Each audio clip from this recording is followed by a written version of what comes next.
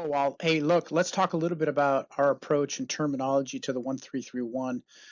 This is a bit dumbed down from what you might see on the rugby side or on YouTube videos, but we've used it to teach people and create kind of a 3 or 4 step progression towards being able to integrate the backs and the forwards in the 1-3-3-1.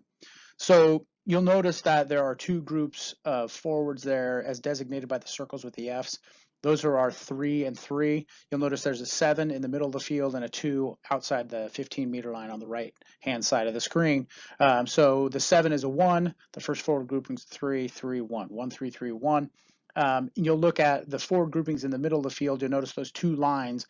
They should be lined up a little bit like an L, but kind of cocked to the side. So the forward that's furthest up the field appears to be at the top of the grouping. That's going to be our point forward.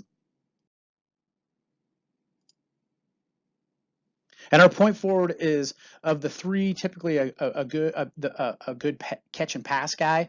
And as we start in this crawl model, we're going to take a lot of the passes out of the tackle contest are going to be direct passes or connected passes to that point player. We'll work on some different options, but essentially that point player is the person that's going to receive until we progress otherwise throughout the season. They're going to take the first pass, or they're going to take the pass when that forward grouping is going to attack.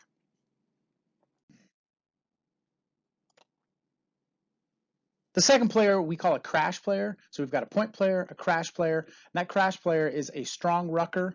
They are the first rucker to a tackle contest when the point player has a run up the field, and they get a short pass from a point player that runs on a crash line.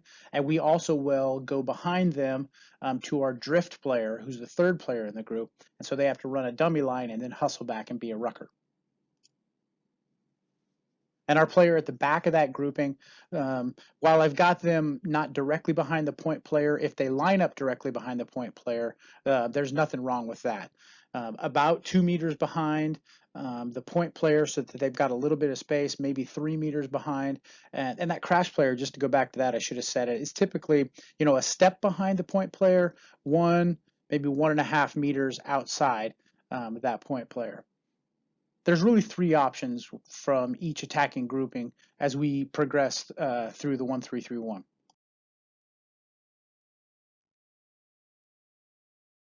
First option is a point option. We get a pass directly to the point player who has a run, and the other two players are supporting players.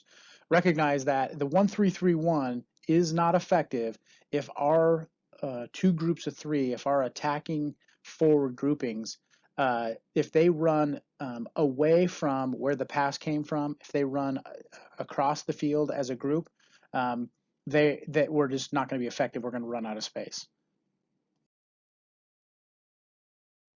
In that formation, our crash player is the first rucker, our drift player becomes the second rucker or the supporting player.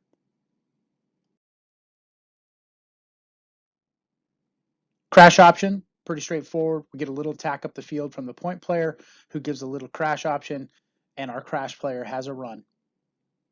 In this model, in this option, our drift player is the first rucker, and they can actually get themselves connected. You'll notice if you watch some Super Rugby that when this player is having a crash, their supporting player actually will connect to them physically, grab their jersey or get their arm around their butt as they're going into the tackle. And as the ball carrier goes to the ground, there's almost no distance between the supporting player and the crash player.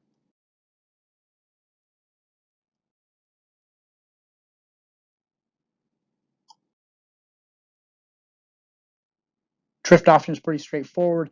We're basically going to get a dummy crash off the crash player, and the pass, instead of going to the crash player, is going to go behind them to the drift player. Unique in this particular instance, this is the only time that our point player becomes the first rucker. That's largely because our crash player is moving with great energy up the field or even away from the drift player. And so the point player has the best opportunity to get there to be a first rucker. The crash player is going to have to put on the brakes and get back and be the second rucker and give some support. This option is one that is most impactful. It definitely influences us to drift as an attacking group. So that drift player has to be conscious. After a couple steps, they got to put a foot in the ground and they got to get up the field into a gap.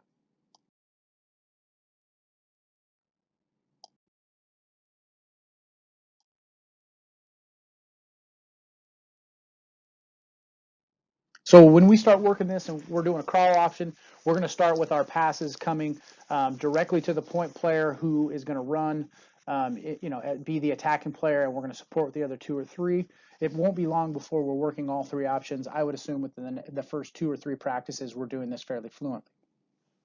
There's really 2 zones of restart in the 1-3-3-1, and for it to be effective, our number 9 and our number 10 and number 15 have to be network players, highly communicative to one another, recognizing where the ball is and where it needs to be moved for us to be effective in our attack. When it's outside the 15-meter line, the closest network player, which I've numbered 15, 9, and 10 here, is the restart player. It doesn't have to be 15, 9, and 10, but we're going to probably put players in those spots that are effective with these skill sets. So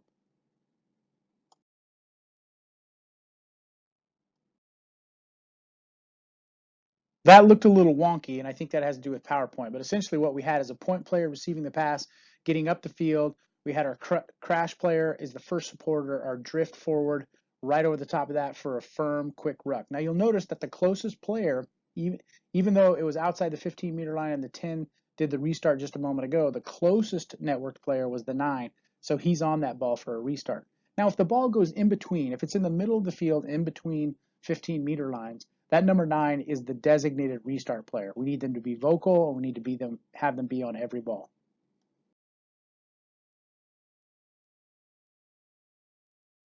Remember, the object of this 1-3-3-1 is for our forward groupings to get the gain line. We need the defense to be retreating. If we can get them to retreat once, twice, if we get them moving backwards, it's creating space for us to attack wide. Recognize, though, it doesn't always have to be forwards. We believe that any 3 players in a grouping will win in the tackle contest. And if our other players off of them are spaced appropriately and are communicating accurately, we should have no problems maintaining possession of the ball. Also, it doesn't mean just because we have 2 forward groupings run the ball that the next step is to go to the backs. We've got to be aware if number 10 thinks that the space to attack or the spot that the ball should go is right back to the other forward grouping who's very near the 15-meter line, he should say that. He can also say reverse the ball, and number 9 can transfer the ball all the way out to number 12 so that 12, 2, and 14. So if the defense over pursues or overreacts or runs to field, then we can always just reverse the ball and suck them back into the spot that we attacked initially.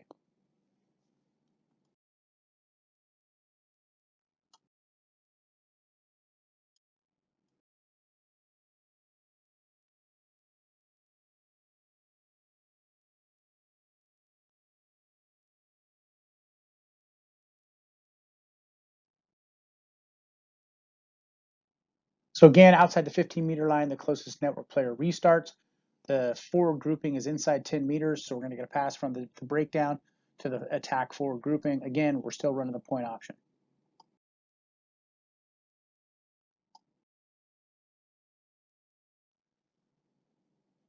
Now, the one thing that I want to emphasize that network players have to be aware of, and even forward groupings have to be aware of, that if that forward grouping doesn't get 10 meters or inside of 10 meters to the next forward grouping breakdown, we don't need to panic. We don't need to run across the field.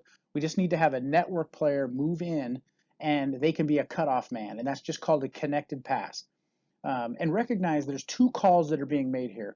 Our forward groupings should be calling which option they're going to run. In this scenario, they're calling point. So we're going to go point, we're going to go point, we're going to go point.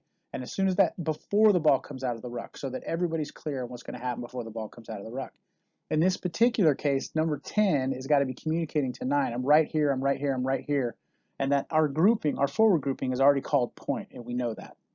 The next step of the communication is from number 10 to our forward grouping. Now, one of the things we'd like to be able to add is a through run. And that means that our forward grouping basically are dummy runners, and they're going to run and we're going to go behind them. So our number 10 has got to be communicating before the ball. That last slide got cut off, but number 10 has to be communicating to this forward grouping if we're going to do a through ball before the ball comes out of the ruck.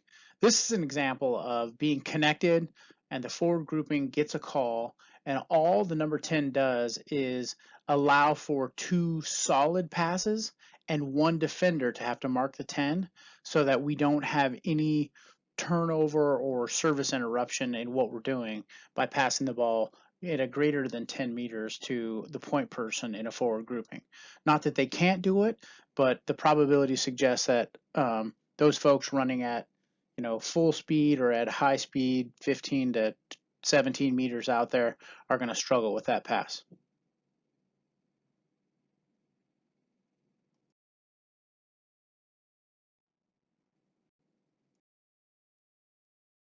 Before the ball comes out of the ruck, that forward grouping has to know that they're going to be asked to run a through line. If that communication isn't done early, and if there isn't communication from the 10 and the forward grouping doesn't give them, an I understand or some sort of confirming signal, that ball needs to go to that forward grouping.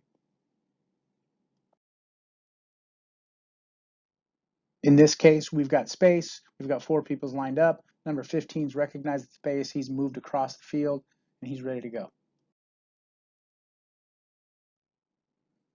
Okay, gentlemen, that's it. That's the basics we'd like to run. Be awesome if we could have that pretty well mastered within the first few training sessions, and then be advancing to the other variations of that as we move on.